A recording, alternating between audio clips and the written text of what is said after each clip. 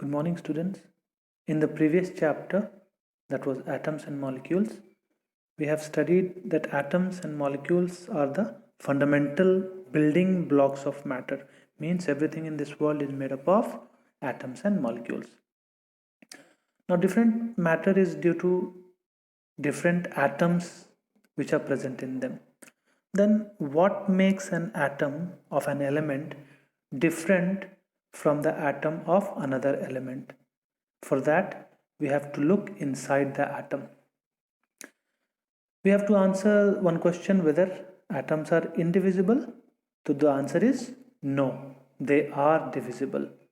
Now, how? For that, there are two observations present based on static electricity. तो ये static electricity क्या होता है पहले देख लें. स्टैटिक इलेक्ट्रिसिटी मतलब कि कोई भी ऑब्जेक्ट जिसमें चार्ज डेवलप हो उसको स्टैटिक इलेक्ट्रिसिटी कहते हैं.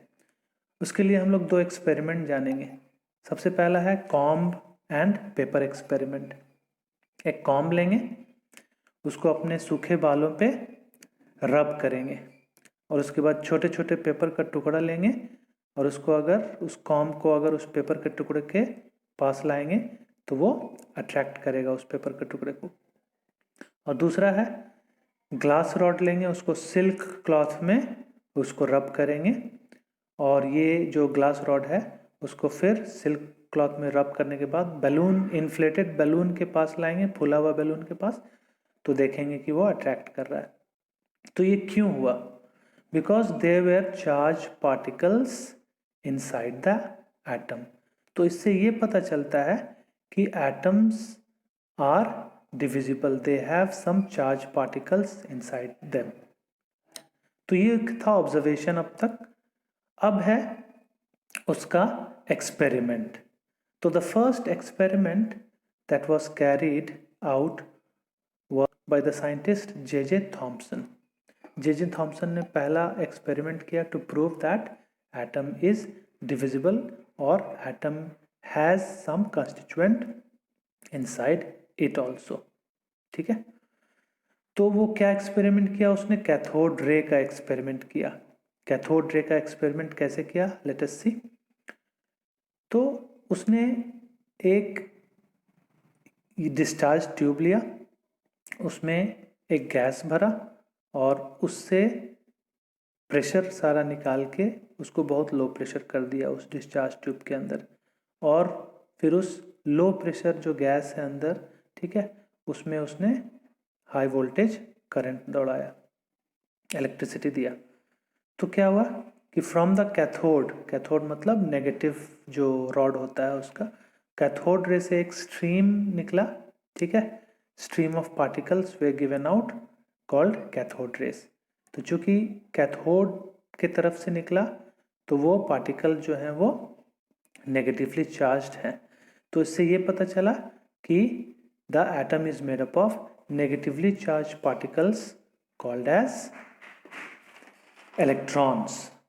तो इलेक्ट्रॉन्स का जो पार्टिकल है उसका जो मास होता है वो बहुत नेग्लिजिबल होता है. It is if compared to proton it is 1800 times lesser than proton. तो ये हो गया उसका रिलेटिव मास. और उसका एब्सोल्यूट मास जो है वो है 9 × 10⁻⁻28 ग्राम्स. ठीक है. तो इसके साथ जो है वो इलेक्ट्रॉन का डिस्कवरी हुआ जो कि जे थॉम्सन ने किया. उसके बाद फिर नेक्स्ट एक्सपेरिमेंट जो है ई गोल्डस्टीन ने किया. वो भी एक साइंटिस्ट थे. उन्होंने प्रोटॉन का डिस्कवरी किया. किससे? एनोड रे से. तो एनोड रे क्या होता है? लेट अस सी. उसने भी एक डिस्चार्ज ट्यूब लिया और उसके अंदर हाइड्रोजन गैस भरा और उसमें लो प्रेशर क्रिएट किया और हाई वोल्टेज इलेक्ट्रिक करंट दिया उसमें. तो ये जो हाइड्रोजन एटम था उसमें हाई इलेक्ट्रिक करंट जो है वो उसका इलेक्ट्रॉन रिमूव कर दिया तो H+ बचा. और यही फास्ट मूविंग H+ जो है, ठीक है, that was released from anode. Anode मतलब पॉजिटिव रॉड के तरफ से जो निकला. ठीक है. तो it was called as anode rays, it was positive. तो उससे ये पता चला कि the atoms are made up of positive charge particles known as proton, और प्रोटॉन का मास होता है, इलेक्ट्रॉन का नेग्लिजिबल होता है लेकिन प्रोटॉन का होता है, और प्रोटॉन का मास जो है वो एक हाइड्रोजन के एटम के बराबर दिया गया, तो that was considered as 1U, और उसका एब्सोल्यूट मास जो है प्रोटॉन का वो है 1.6 into 10 raise to the power -24 grams. तो इस तरह से दोनों साइंटिस्ट ने, जे थॉमसन ने इलेक्ट्रॉन का डिस्कवरी किया और ई गोल्डस्टीन ने प्रोटॉन का डिस्कवरी किया। तो इन दोनों एक्सपेरिमेंट से ये प्रूव हो गया कि एटम्स आर नॉट, मतलब atoms can be divided into protons and electrons. अब हम लोग जानेंगे कैनाल रेज क्या है। एनोड रेज के जैसा ही पॉजिटिव रेज जो होते हैं वो कैनाल रेज जानना है, ठीक है। That is called as canal rays. Canal rays are also positive rays. Now अब इसी के बेसिस पे ये तो हो गया कि एटम्स आर डिविजिबल, ठीक है। अब जो नेक्स्ट एक्सपेरिमेंट जो है, जो जे थॉमसन ने किया, वो है कि शेप क्या है एटम का, ठीक है। तो शेप कैसे पता लगाया उसने? शेप जो है वो जे थॉमसन ने बताया कि there is a positively charge sphere with electrons embedded in it like watermelon. मतलब इसका एटम का जो शेप है, एटम का जो साइज और शेप है, साइज तो बहुत छोटा है, शेप कैसा है उसका, तो उसने कंपेयर किया एक तरबूज से, वाटरमेलन से, और उसने बताया, जे थॉमसन ने बताया कि अगर हम एक तरबूज मान लें एटम को, तो जो रेड पार्ट है जिसको हम लोग एडिबल पार्ट जो है खाते हैं वो पॉजिटिवली चार्ज है, मतलब प्रोटॉन है, और जो उसका बीज है ब्लैक वाला वो नेगेटिवली चार्ज इलेक्ट्रॉन है, और उस वक्त न्यूट्रॉन का डिस्कवरी नहीं हुआ था।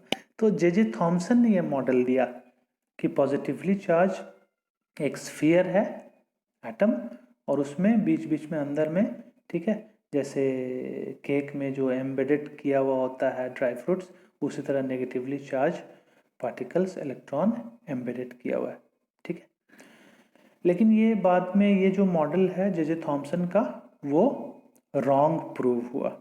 तो क्या ड्रॉबैक्स थे J Thomson model of atom का? उसमें ये ड्रॉबैक था कि इलेक्ट्रॉन और प्रोटॉन जो है वो, अगर तरबूज वाला एक्सपेरिमेंट, तरबूज वाला शेप में अगर होंगे, तरबूज वाला अरेंजमेंट अगर रहेगा, तो इलेक्ट्रॉन्स और प्रोटॉन्स अगर उतने नज़दीक होंगे तो ठीक है, तो they will attract each other and collide and it will destroy the atom. तो एटम जो है वो एग्जिस्ट नहीं करेगा, वो अनस्टेबल हो जाएगा, ठीक है। और दूसरा, थॉमसन जो है, he could not explain the result of experiment done by other scientist. कौन साइंटिस्ट? रदरफोर्ड और नील बोर जो एक्सपेरिमेंट किए थे उसको जे थॉमसन का मॉडल वो एक्सप्लेन नहीं कर पाया, ठीक है। तो ये ड्रॉबैक कैसे पता चला? वो बाद में पता चला जब रदरफोर्ड ने एक्सपेरिमेंट किया, ठीक है, और नील बोर ने जब एक्सपेरिमेंट किया। तो वो जो मॉडल है रदरफोर्ड का और नील बोर का, वो हम लोग नेक्स्ट वीडियो में देखेंगे।